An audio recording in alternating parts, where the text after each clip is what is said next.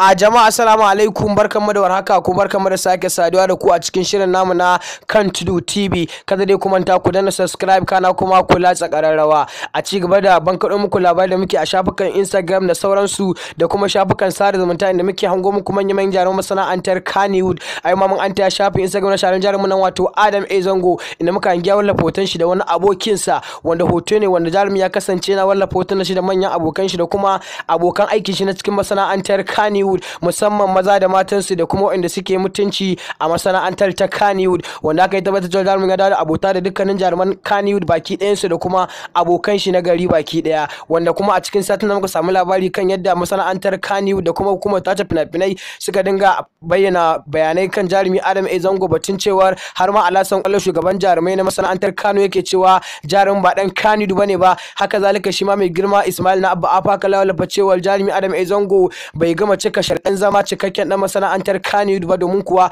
kawai ya zo ya karbi hoto ne kuma bai zo ya cike form din ba, domin kuwa bai dawo da form din ba har izo aka shiga wannan hutu na annobar sarkewar numfashi wato coronavirus, wanda hakan ya tabbatar mana da cewa jarumi Adam bai daga cikin yan wanda hukumar tace fina-finai